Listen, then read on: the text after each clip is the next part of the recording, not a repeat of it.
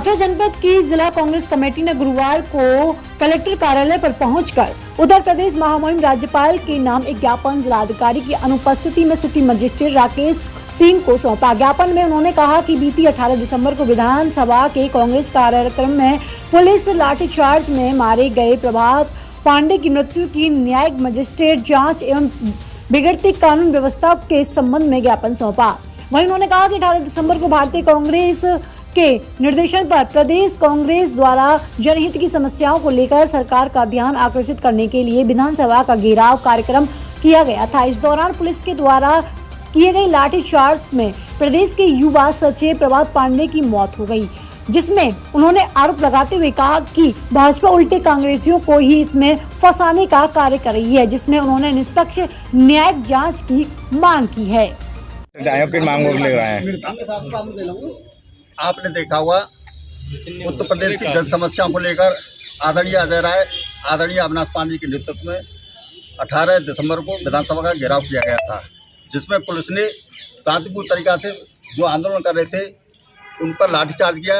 लाठीचार्ज के कारण अविनाश प्रभाकर पांडे उसमें घायल हुए और इलाज के दौरान उनकी मृत्यु हो गई। तो मैं निश्चित रूप से कह सकता हूं कि उनको पुलिसकर्मी के खिलाफ कोई कार्रवाई नहीं की गई, प्रशासनिक अधिकारी के खिलाफ कोई कार्रवाई नहीं की गई, न योगी सरकार के खिलाफ राज्यपाल महोदय ने कोई कार्रवाई की गई। हमने ये निवेदन किया है जब हमारे प्रदेश अध्यक्ष अजय राय जी और राष्ट्रीय महासचिव अविनाश पांडे ने इस बात कार्रवाई के लिए जोर दिया यूपी सरकार पर, उन्होंने उल्टा नोटिस हमारे कांग्रेस के प्रदेश अध्यक्ष अजय राय जी और संबंधित वरिष्ठ कांग्रेसियों को नोटिस दिया कि हम आपसे पूछताछ करना चाहते हैं, आप इस तारीख को यहाँ पर उपलब्ध हुई है थाने में। मैं उनको ये पूछना चाहता हूँ कि लाठीचार्ज पुलिस ने किया है, कांग्रेस का कार्यकर्ता उसमें मृत्यु हुई है, तो कांग्रेस के पदाधिकारियों को नोटिस भेजने का क्या तरीका है?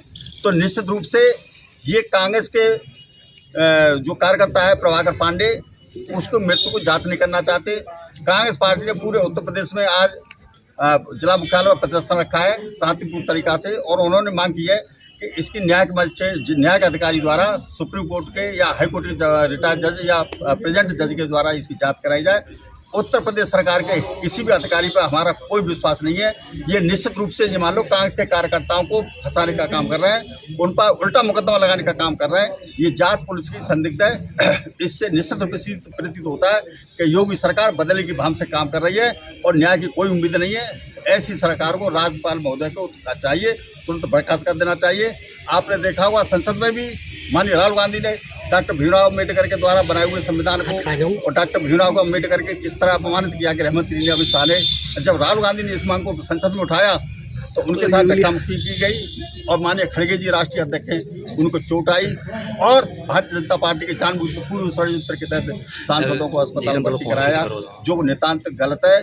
और हमें इस सरकार को जो संविधान बदलना चाहती है, केवल जनसंघ का RSS का संविधान लागू करना चाहती है, हम ऐसा नहीं होने देंगे। कारण क्या है, RSS का संविधान अगर लागू होता है तो देश खंडित हो जाएगा।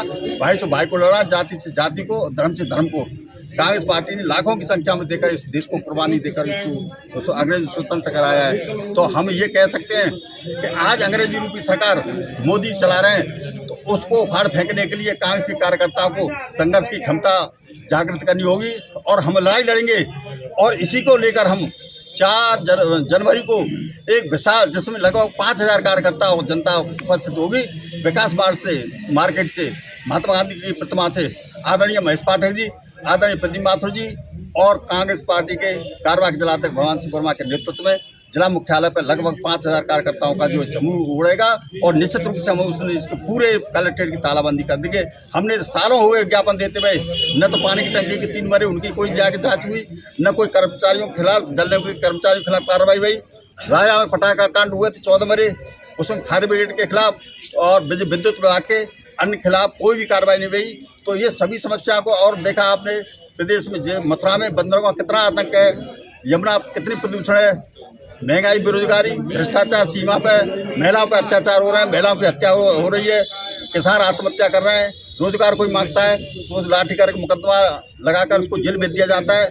तो ऐसी समस्याएं हैं। किसानों को DAP खाद नहीं मिल पा रहा है, उपज का मूल्य नहीं मिल पा रहा है, तो MSP लागू नहीं की जा रही है। तो देश अराजकता में व्याप्त है और इस जो अराजकता को दूर करने के लिए कांग्रेस पार्टी 4 जनवरी को एक विशाल ऐतिहासिक, जो पूरे देश में ऐसा आंदोलन नहीं हुआ होगा, जिला मुख्यालय पर आंदोलन किया जाएगा, जिसकी जिम्मेदारी अगर सही तरीका से अपनाना है तो निश्चित रूप से हम कह सकते हैं हम आंदोलन शांतिपूर्ण करेंगे। अगर योगी सरकार ने कि पुलिस प्रयोग किया तो हम निश्चित रूप से मान लो कि कार्यकर्ता रुकेगा नहीं और पूरे जिले में तालाबंदी करेगा। जय हिंद, जय कांग्रेस। किन बिंदुओं पर देने आए आप सबको विदित है कि 18 दिसंबर को हमारे केंद्रीय नेतृत्व ने आदेशित किया था, हमारे प्रदेश अध्यक्ष के नेतृत्व में जनता की मूलभूत समस्याओं को लेकर के विधानसभा घेराव का कार्यक्रम रखा गया। और जैसा कि आपके संज्ञान में है, आम जनता इस भारतीय जनता पार्टी सरकार से इस प्रकार से पीड़ित हो चुकी है। इस सरकार में किसान परेशान हैं, छात्र परेशान हैं, व्यापारी परेशान हैं, महिलाएं परेशान हैं। आए दिन महिलाओं का उत्पीड़न, अत्याचार, बलात्कार, लूट, डकैती, छिनैती रोज कार्यक्रम होते हैं और कानून व्यवस्था हर तरीके से चरमरा गई है। इन्हीं बिंदुओं को लेकर के विधानसभा का घेराव किया जा रहा था, लेकिन इस हठधर्मी और निरंकुश सरकार ने अभिव्यक्ति की आज़ादी, लोकतंत्र पर भी कुठाराघात कर दिया। शांतिपूर्ण और गांधीवादी तरीके से हम गांधी के अनुयायी विधानसभा का घेराव कर रहे थे। वहीं पर हमारे एक पूर्व प्रदेश सचिव प्रभात पांडे, जो इस पुलिसिया बर्बरता कांड में योगी के इशारे पर उनका हत्या कर दी गई, वो हमारे कांग्रेस के सिपाही शहीद हो गए। हमने आज राष्ट्रपति महोदय, महामहिम राज्यपाल महोदय के नाम संबोधित ज्ञापन अपने जिलाध्यक्ष महोदय के नाम से दिया है कि प्रभात पांडे को न्यायिक और निष्पक्ष जांच हो इस मामले की और उनके लिए एक सरकारी नौकरी, कम से कम 5 करोड़ रुपए उनको मुआवजा प्राप्त किया जाए, इससे कि उनके परिवार का भरण पोषण हो सके।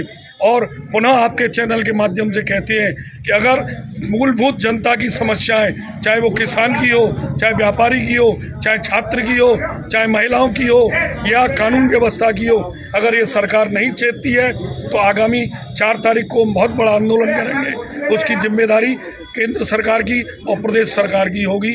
जय हिंद, जय भारत।